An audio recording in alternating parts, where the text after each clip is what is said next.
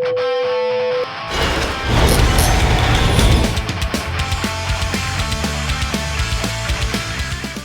what's up, guys? It's Flackfire. The release of Fallout 4's second pack of downloadable content, Wasteland Workshop, is just around the corner. For many, this means spending a lot of time scavenging materials to build new structures, especially if you're on Xbox One or PlayStation 4, mainly because we've used all of our materials to build ridiculous things.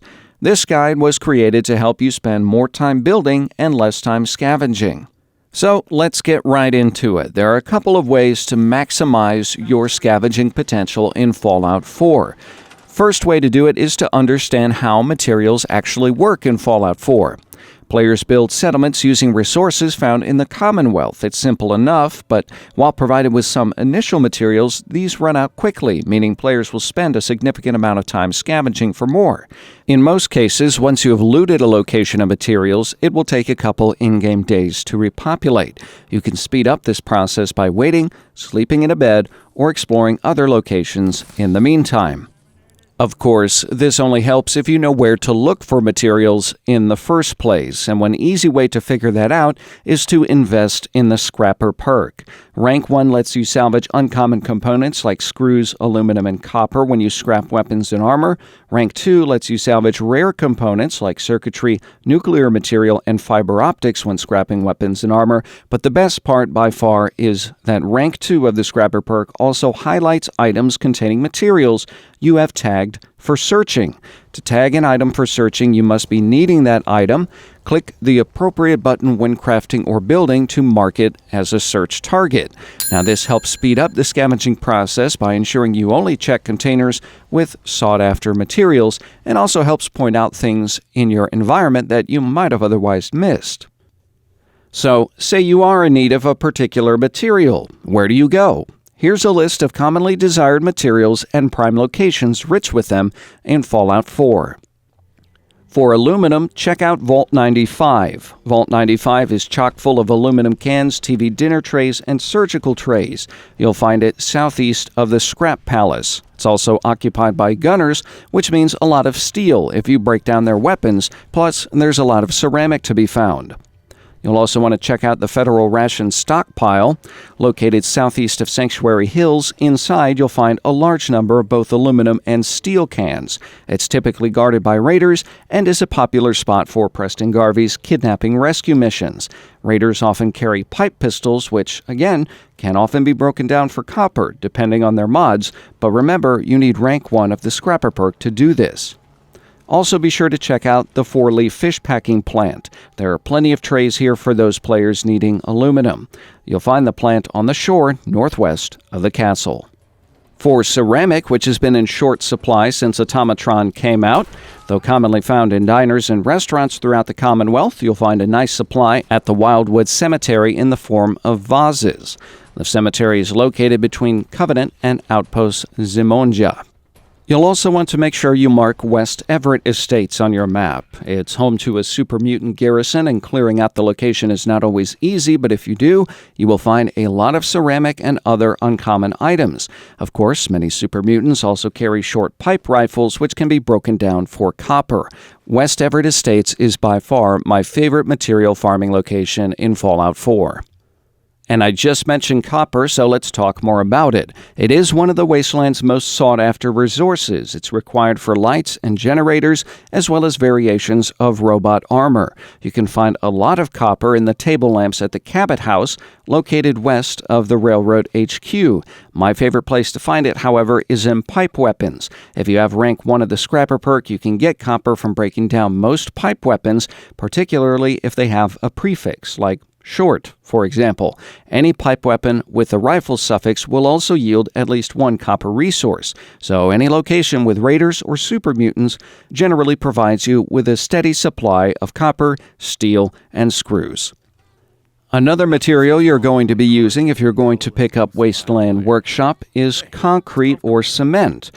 That will definitely go from a novelty resource to an indispensable one. The new DLC has concrete floors, walls, etc. So you will need a steady supply. You can find 27 bags of it outside of Vault 117 west of Swans Pond, though they won't regenerate, unfortunately. Still, you can find 18 bags at Irish Pride Industries Shipyard south of West Everett Estates. If you're in desperate need of cement, you can buy a shipment of concrete from Supervisor Green at Grey Garden, Connie at Abernathy Farm, or Daniel at Finch Farm. If you find yourself running low on fiber optics, you can obtain a large amount from the Jamaica Plains Town Hall basement. You do this by disarming several laser trip mines. These laser trip mines can then be reset by pushing a button in the same room, which results in infinite fiber optics, crystals, and steel. I was able to get several hundred of each within about 5 minutes. If you're looking for nuclear material, be sure to pick up all of the biometric scanners at the Institute. Meanwhile, enemies gooified by plasma weapons or any weapon with a plasma-infused modifier may yield nuclear materials. Generally, I prefer to purchase biometric scanners and alarm clocks from merchants. If you're short on steel, an easy source of steel, gears, springs, and screws are Giddy-Up Buttercup robotic horses. I often find them at the Wilson Automatoys factory, found east of the Murkwater construction site settlement. It's guarded by super mutants, but the robotic horses repopulate quickly. Don't forget that breaking down weapons often yields decent amounts of steel.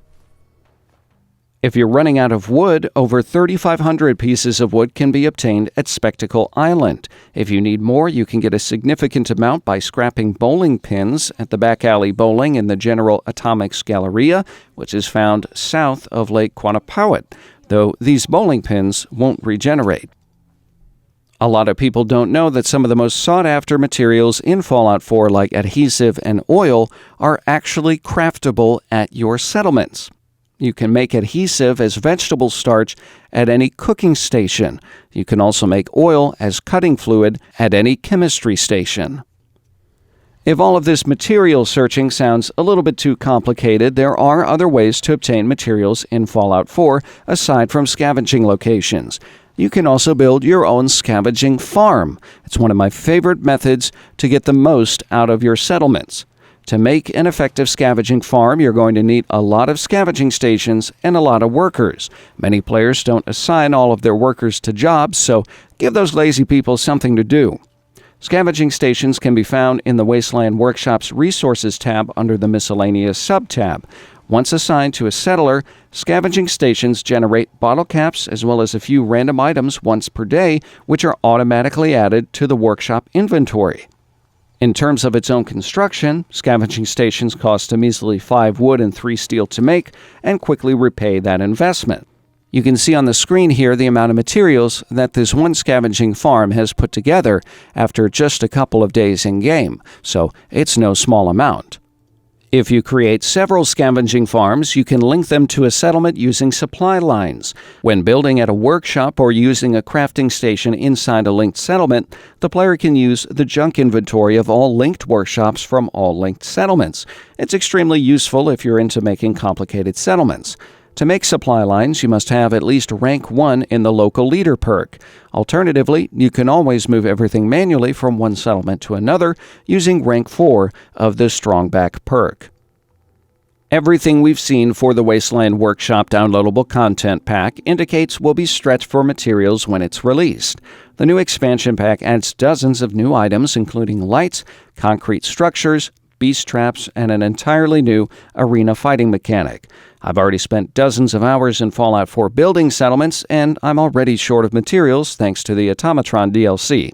If you missed our analysis of the Wasteland Workshop trailer, I'll put a link here on the screen for things you may have missed. In the meantime, Wasteland Workshop will soon be available on April 12th on Xbox One, PlayStation 4, and PC. It's included with Fallout 4 Season Pass or can be purchased separately for just $4.99.